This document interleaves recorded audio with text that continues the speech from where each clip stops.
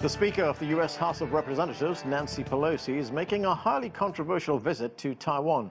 She arrived there Tuesday evening local time. The visit comes just days after both the Chinese and U.S. presidents held a lengthy telephone conversation in which China's President Xi Jinping warned against any U.S. interference in Taiwan. Beijing sees the Pelosi visit as a provocation and has issued strong reaction. Here is some of what China's foreign ministry has said. China's foreign ministry says the Speaker of the U.S. House of Representatives ignores China's strong opposition and visits Taiwan, violating the One China principle in the 3 China-U.S. joint communiques.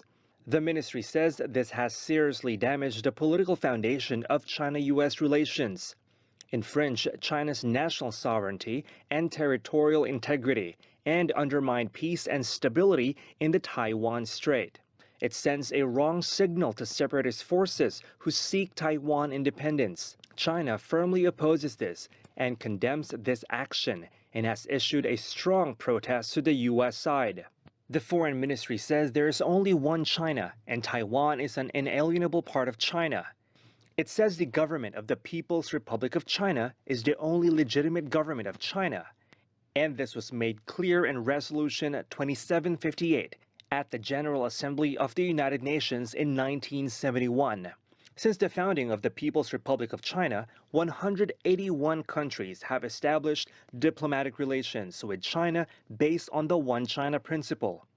The One China principle is recognized by the international community and the basic regulations in international relations.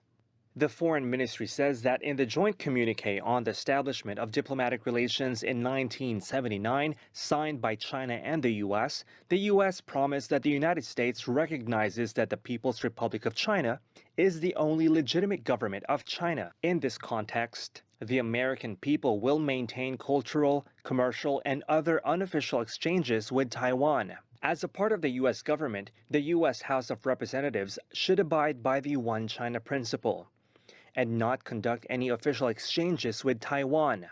China has always opposed any visit by U.S. lawmakers to Taiwan, and the U.S. administration has a responsibility to stop this.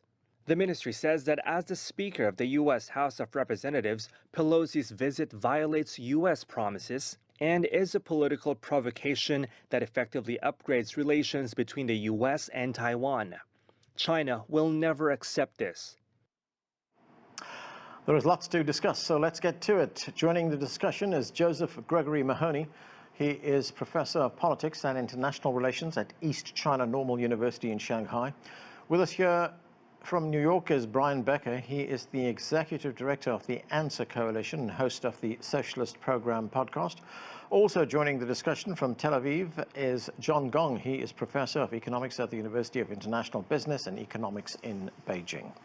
Welcome to all of you to the show. And Josef Gregory Mahoney, let me start with you. What kind of fallout do you see from this very controversial visit by the United States Speaker to Taiwan? And what kind of damage does it do to China-U.S. relations? Well, as we've already heard from Beijing, it seriously undermines the basic foundations of U.S.-China relations. I think the next question is, what kind of response are we going to see? Where some people expected to see a more powerful, perhaps even military response last night. I don't think that was likely. I think if we see something, it will be after she departs. But the bigger question are, what are the longer-term implications? And in this context, does it continue to erode China-U.S. relations? And I think certainly from Beijing's perspective, who comes next? Another high-level U.S. official, the president or vice president, leaders from Japan or other countries? So I think, this ultimately intensifies China's resolve. And whether it takes a week or a month or a year or longer, I think that resolve just got stronger. I think it just solidified public opinion in China even more firmly behind the government. And so, unfortunately, I see all of this moving in a direction, as Beijing describes, of increasing insecurity. All right, we are joined now by Victor Ga. He is an international relations expert and chair professor at Soochow University. He joins us from Beijing. Victor, as we've been reporting, the House Speaker from the United States, Nancy Pelosi, she is now in Taiwan. There's been very sharp reaction from the Chinese. The Ministry of Defense issued a very strongly worded statement condemning the visit, which it says violates the One China principle. And the Chinese military, the People's Liberation Army, says, and I'm quoting here, it says that it will protect the Taiwan Straits. It plans to conduct military exercises and training activities around the island this week. These include live fire drills in its maritime areas and airspace. During this period, it says the entry of vessels and aircraft in relevant areas is prohibited. So, Victor, how do you see the Chinese response unfold in the days and weeks ahead? Well, first of all, Nancy Pelosi is in Taiwan right now as we speak, and she has been condemned as troublemaker in chief by China in the cross-strait relations. And China has rarely condemned anyone as sternly as it has been doing against Nancy Pelosi for violating the One China policy and threatened all kinds of consequences. Therefore, indeed, last night, before her landing in Taipei, there is a lot of nervousness in China, as well as in Taiwan, China's Taiwan province, as well as in this part of the world. Eventually, I think after her landing, Chinese government, through various entities like the Foreign Ministry, the Defense Ministry, the State Council, Taiwan Affairs Office, the Standing Committee of the National People's Congress, the CPPCC, you name it, they all issued one condemnation after another. Now, it rarely happens in more recent Chinese history. All this indicates that China is very serious about condemning the violation by Nancy Pelosi and her delegation of the One China policy, and China will do something. Now, I would suppose China will do several things. One, on the personal level, there will be sanctions against Nancy Pelosi and those who traveled with her to Taiwan for violating the One China policy, for example, banning them for life from entering into China, China's Hong Kong, Macau, and eventually Taiwan province after its reunification with China, forbidding them to do any business with interests in China's mainland, China's Hong Kong, China's Macau, and eventually with Taiwan province after its reunification. Now, secondly, there will be very stern warnings by the Chinese government against the U.S. government. The U.S. ambassador in China, Nicholas Burns, may be summoned to the Chinese Foreign Ministry for firm lecturing about this particular issue. And then, I'm afraid, China will demonstrate to the United States about their indignation about this visit by Nancy Pelosi. China-U.S. relations will suffer the consequences, and it will be very, very difficult, at least for the immediate future to come, to handle China-U.S. relations. The damage to China-U.S. relations may be long-standing, and it will take quite some time to really take over all these overhang from this highly damaging visit to Taiwan by Nancy Pelosi. Victor, in fact, the United States ambassador to China, Nicholas Burns, has already been summoned to the foreign ministry. He was summoned to the foreign ministry by the vice foreign minister, Xi Feng. In terms of diplomatic protocol or diplomatic conduct, how serious is this? I think this is very serious, mainly because President Biden and President Xi Jinping just now had a phone call about several days ago, and people in China, as well as elsewhere, believe that they must have talked about Nancy Pelosi's proposed visit, and the expectation is that some assurances must have been given to the Chinese side, because otherwise President Xi Jinping himself or the Chinese side would not have decided to proceed with this phone summit, as we call it. But now everything turned out to be just the opposite. And despite of Chinese warnings, Nancy Pelosi proceeded with her visit. And then her visit to Taiwan took place also against presidential counseling against it by Biden, as well as Pentagon's counseling against her visit to Taiwan. So this is really very serious. I think the damage will be long-standing. Brian Becker, this is being seen by China as a very serious provocation. What do you think is behind this visit?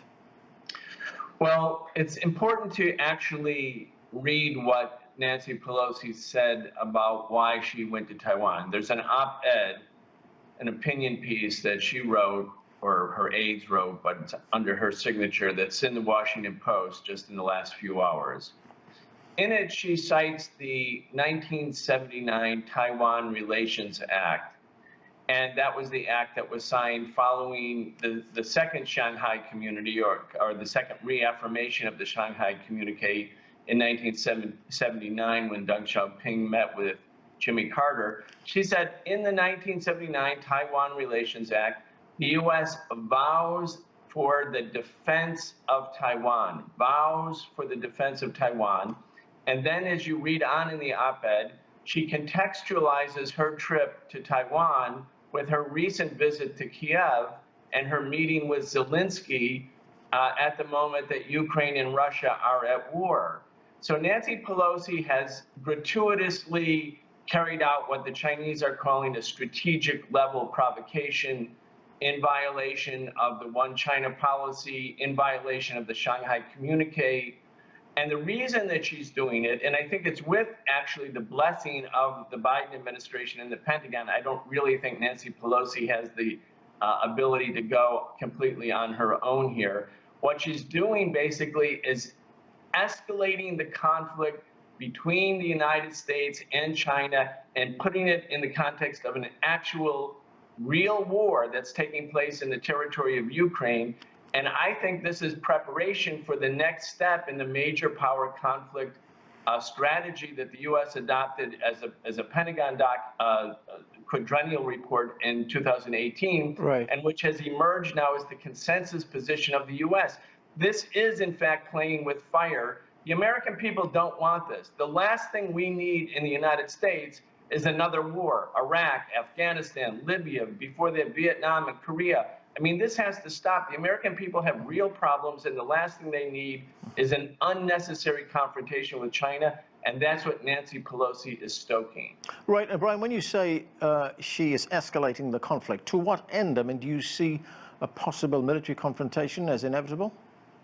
Well, I think the goal here is to either make it appear that China is weak, that the Xi Jinping government is weak because it didn't follow through with an excessive confrontation, and I'm glad they did not or haven't so far, either to make the Chinese government look weak in front of its own people, and also to make the record that there's almost an inevitable military confrontation coming between China and Taiwan, and that the United States is on the side of Taiwan. It's just like in Ukraine, where the U.S. NATO expansion provoked a crisis. Then the Russians responded, and then the U.S. could say that it was coming to the defense of Ukraine as an act of self-defense against a larger country. So it's going in the direction of actual confrontation in the Pacific region. And unfortunately, the Asia pivot, like the earlier pivots that America has made to Asia, has the danger of a catastrophic, not only regional war, but global confrontation. John Gong, this visit by Nancy Pelosi to Taiwan, it comes at a crucial time in the relationship between China and the United States. I mean, these are two of the biggest economies in the world. And if we look at the situation right now, there are a number of global issues to contend with. I mean, we've seen the Ukraine conflict is continuing right now. There's inflation, there are supply chain issues, tariffs, food and energy price hikes as well. Isn't this rise in tensions going to make things a lot worse?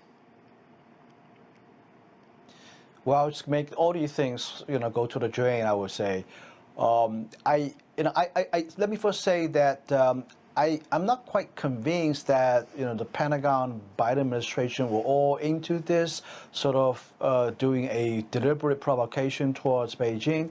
I think what really happened is probably the Biden administration just didn't handle this very well. It put himself in a corner it was caught in the middle. On one hand, I truly believe that Biden and people at the Pentagon probably don't want Nancy Pelosi to go. But on the other hand, the Biden administration is also under a lot of political pressure. He doesn't want to be shown to the American people that he's weak to China. So he's sort of caught in the middle. And you know, this matter, it was just very badly handled from the very beginning up to this point that it would be, in my view, losers on both ends. It's not going to be good for both ends, and China certainly is going to respond. I think, you know, if you read carefully the statement from the deputy foreign minister, you know, when Burns was called, he said it very clearly. He said, we will do something, and China means what it says. Yeah. So in the end, who is actually going to really suffer from this? I think it's still juries out there. China has just, as you said, announced a live fire military naval drill practically outside the two ports of Taiwan. Right. And I think it's not just the United States is going to pay, you know, for this fact. Also, for the things you've just mentioned, that they're going to lose all this cooperation from China on a range of issues. I think more importantly here is that Taiwan is going to pay, and it's going to pay more about this, and it's going to pay probably perpetually, in my view, as we move forward. John, just on the point, So I think. Just on the point of Biden trying to avoid looking weak towards China, I mean, isn't he already looking weak? Because he's told Nancy Pelosi, the Speaker, not to go. They belong to the same party, but she has said, I am going, no matter what you feel about it. Yeah, I totally agree. I think it looks very bizarre to me that, you know, exactly like you said, they're of the same Democratic Party. He went on record in public saying that, you know, I don't think, basically he's saying, I don't think it's a good idea to go. And eventually he didn't stop her. Yeah. Victor Gao. So it's just very, very, very bizarre to me.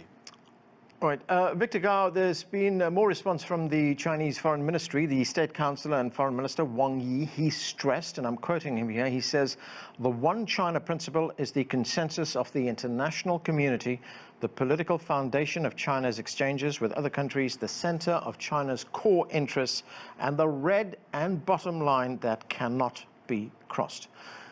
Do you believe, Victor, that the one China policy is in jeopardy right now? And what happens if that quote-unquote red line is crossed? First of all, the one China policy seems to be hollowed out by the United States, including by Nancy Pelosi's visit to Taipei as we speak. Secondly, I think we all need to pause and ask an additional question. That is, the United States now is claiming that China, or the People's Republic of China, has never been running Taiwan.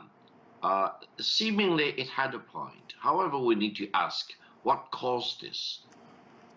It was caused by the fact that there was a civil war in China back in 1949. And that civil war gave rise to the establishment of the People's Republic of China in China's mainland, and the nationalist government under Generalissimo Chiang Kai-shek fled China's mainland to Taiwan, and they stayed there ever since. So the real nature of the issue of the cross-strait relations now is the unfinished civil war in China. Now, whatever the United States is doing, including whatever Nancy Pelosi is doing, is really pushing for the resurrection of the unfinished civil war. Now, if something happens, it will not be mainland's invasion of Taiwan, because they are part of the same country. They are part of China. So the unfinished civil war may be resurrected, and the United States actually betted on the wrong horse in 1949. They wanted to shift to the PRC in 1979.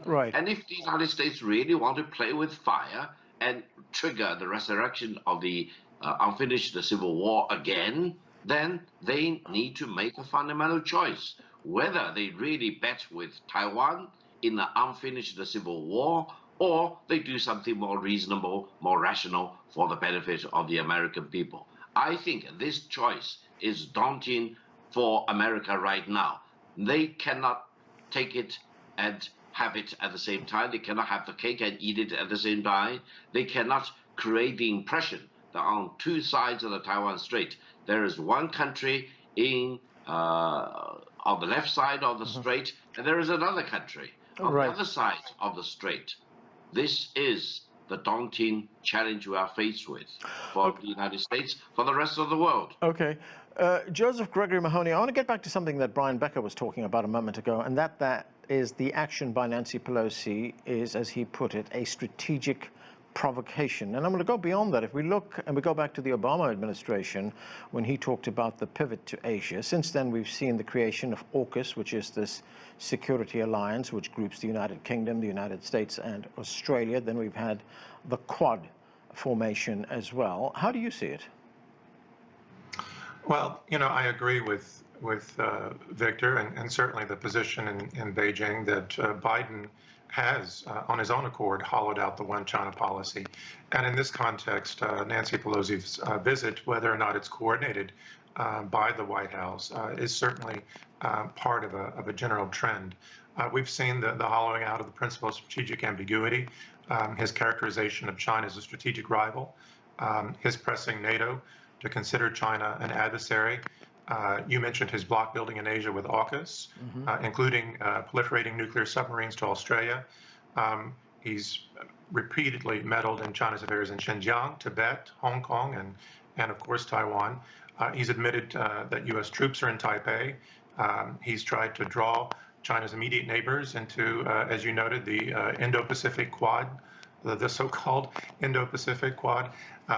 He's encouraging Japan to increase military capabilities and supporting Seoul, the new leader in Seoul, to upgrade a controversial missile system. And while asserting that the U.S. will come to Taiwan's defense, at times equivocating on the one China policy in various statements that don't always reconcile. All of these collectively represent, I think, several red lines that have been crossed from Beijing's perspective.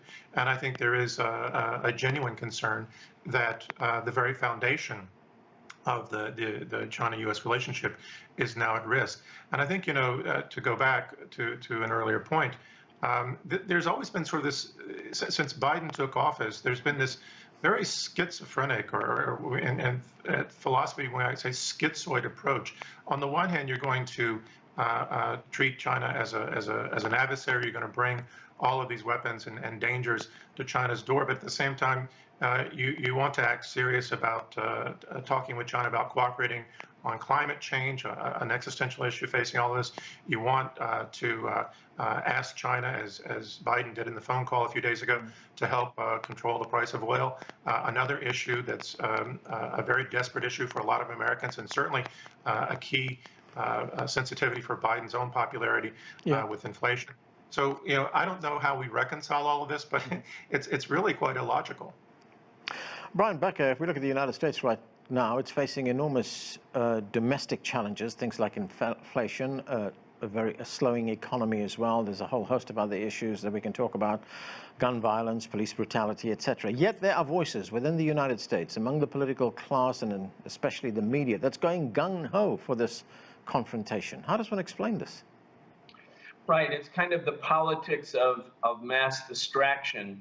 I mean, the American society is faced with gridlock within Congress. The infrastructure is really truly crumbling, even though it's a very rich country. We have, half the population lives either in poverty or pretty close to poverty. We have an inflation rate of 9%. People are paying double what they were paying a year ago at the gas pump.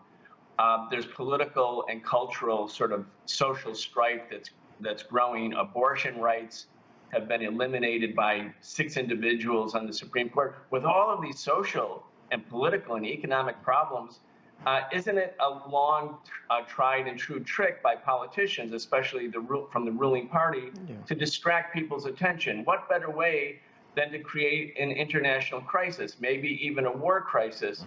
But for the American people, this isn't going to sell. This isn't going to work with American people who are actually suffering right now. Right. 1 million dead from COVID. I mean, that's the contradiction here, is the U.S. elites are going in the direction of another military confrontation. We had Korea Vietnam, Iraq, Afghanistan, Iraq again, Libya, and now China. I mean, this is obscene and absurd, but this is what America is really good at, apparently, is having unanimity at the top only when it comes to military confrontation. John Gong, the Chinese news agency Xinhua, it reported that China strongly urges the United States to stop playing the Taiwan card and using Taiwan to contain China. John, is that what the United States is up to here, trying to contain China, especially China's economic rise? Absolutely. There's no doubt about it. I think the China policy for the current and previous administration, to some extent, I think, starting from Obama as well, is all about containing China, in all range of issues, politically, economically, militarily. I mean, you look at for example, the decoupling that's going on initially by Donald Trump and very much followed through, I think, by the Biden administration. It's all about that. So this is no news to us. But I think what China is trying to say is that as long as there's some common grounds between the two countries, as long as at least Washington respects Beijing's stance on Taiwan, which is the core of the core, in my view, in this bilateral relationship, we can still work together. I think China has showed a lot of goodwill, especially on this war on Ukraine. I think Washington hasn't been complaining about China assisting or cooperating with Moscow on Ukraine. But all of this is going to the drain right now. Okay. Well, thanks for that, and thanks to all of you for being with us. Time has caught up with us. You've been watching The Heat. I'm Anand Naidoo in Washington, D.C. Thanks for being with us.